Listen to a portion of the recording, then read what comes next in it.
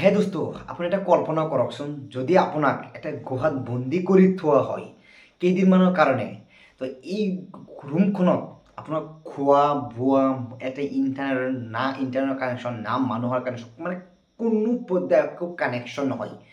এই গুহাখনত যদি আপুনি অকলে থাকে, মানে সেই ৰুমখনত যদি আপুনি অকলে থাকে, আৰু যদি আপোনালোকে আপুনি যদি সেই ৰুমখনত থাকি পেলাই যদি অকলে বসবাস কৰে কেইদিনমান নহয়, ধৰক একমাহ যদি আপোনালোকে সেই ৰুমখনত থাকে, আপুনি ভাবক কি হৈ যাব। মানে মৃত্যু, আপুনি কি ভাবিব যে মৃত্যুৰ বাহিৰে একো নাই, কাৰণ ৰুমখন থাকিব অন্ধকাৰ, ৰুমখনত না থাকিব খোৱা, না থাকিব শোৱা, না থাকিব বোৱা, না থাকিব ইণ্টাৰনেট কানেকশ্যন, না কল কৰিব পাৰিব, না কাৰোবাৰ কথা ক'ব পাৰিব। এই ৰুমখনত আপুনি অকলে থাকিব। এই ৰুমখন আপোনাৰ লাগিব এনেখন যে আপোনাৰ এনেকৈ কি লাগিব, মানে বেলেগ লাগিব যে আপুনি কিহত আছে, এনেকুৱা লাগিব যে মই কিয় মৰা নাই। হয়, আৰু এনেকুৱা ঘটনা হৈছে সুনিতা উইলিয়ামছৰ লগত। মানে প্ৰায় 9 মাহতকৈ অধিক মহাকাশত আছিলে, আৰু 9 মাহৰ পিছত ঘূৰি আহিল আমাৰ এই পৃথিৱীখনত।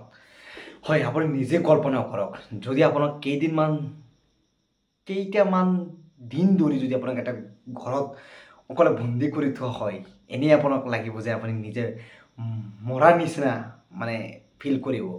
আৰু সেই মানুহজনী এই মহাকাশত না খোৱা না বোৱা না কি, আপুনি নিজে এটা অনুমান কৰিব পাৰে যে মহাকাশত আচলতে কেনেকুৱা হয়। আৰু সেই মানুহজনী প্ৰায় 9 মাহতকৈ অধিক তাতে আছিলে। মানে সঁচাকৈ যদি ভাবিব, আপোনালোকে যদি এনেকুৱা ভাবে না কেতিয়াবা, আপোনাৰ কনফিডেঞ্চ মাইণ্ডটো কিমান যে বেয়া হৈ যাব, যে আচলতে কেনেকৈ আপোনাৰ মাইণ্ডটো বেলেগ আউট অফ কণ্ট্ৰল হৈ যাব, আপোনালোকে ভাবিব নোৱাৰিব। তো হয়, আজি বলক এই সুনিতা উইলিয়ামছৰ বিষয়ে আমি কেনেকৈ আহিলে ভাৰতবৰ্ষখনত, পৃথিৱীখনত কেনেকৈ আহিলে, কেনেকৈ গৈছিল, মানে সকলো ডিটেইলছ আপোনালোকক এই ভিডিঅ'টোৰ জৰিয়তে আৰম্ভ কৰোঁ। হয়, সুনিতা উইলিয়ামছ যদি আপুনি ক'ব যাওঁ প্ৰথমে, তেতিয়া আছিল আপোনাৰ 5 জুন 2024। মানে প্ৰায় 8 দিনৰ কাৰণে গৈছিল তাতে মহাকাশত। এটা যান, মানে আপোনাৰ প্ৰাইভেট যান হয়, এই টেষ্ট কৰিবলৈ তাতে গৈছিল সুনিতা উইলিয়ামছ আৰু 2জন মানুহৰ লগত লৈ পেলাই তাতে গৈছিলে। আৰু তাতে গৈ পেলাই মানে ইমানকৈ ফচিলে না, য'ত গৈছে 8 দিনৰ কাৰণে, আৰু তাতে থাকিব লগা হ'ল প্ৰায় 9 মাহ। আৰু 8 দিনৰ কাৰণে 9 মাহ থাকিবলৈ ইমান সমস্যাত পৰিছিলে না, আৰু কেতিয়াও চাগে ভবা নাছিলে যে পৃথিৱীখনত আহিব পাৰিব বুলি, যে পৃথিৱীখনৰ মুখ চাব পাৰিবনে নাই, মানে কেতিয়াও চাগে সঁচাকৈ মানে ভাবিব পৰা নাই।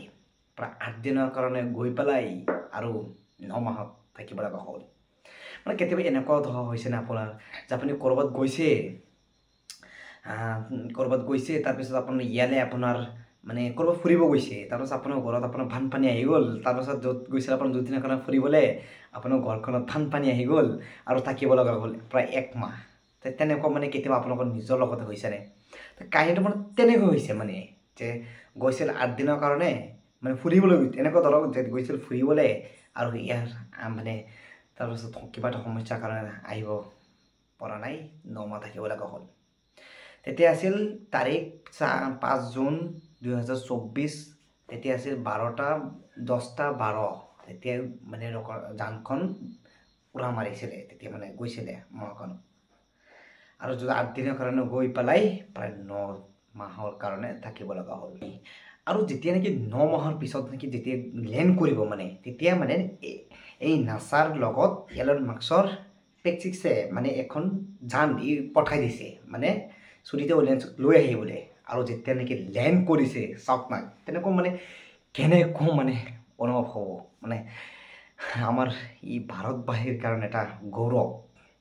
মানে কেনেকুৱা লাগিব যেতিয়া লেণ্ড কৰিছে, চাওক, তেনেকুৱা ভিডিঅ'টো চাওক, কেনেকুৱা লাগিছে মানে সকলোৰে মনত। আৰু স্পেচিয়েলি আমাৰ ভাৰতবৰ্ষৰ কাৰণে কিয় গৌৰৱ, কাৰণ সুনিতা উইলিয়ামছৰ পিতৃ হৈছে এটা ভাৰতবাসী, তাৰপৰা তাকে এটা গৌৰৱ।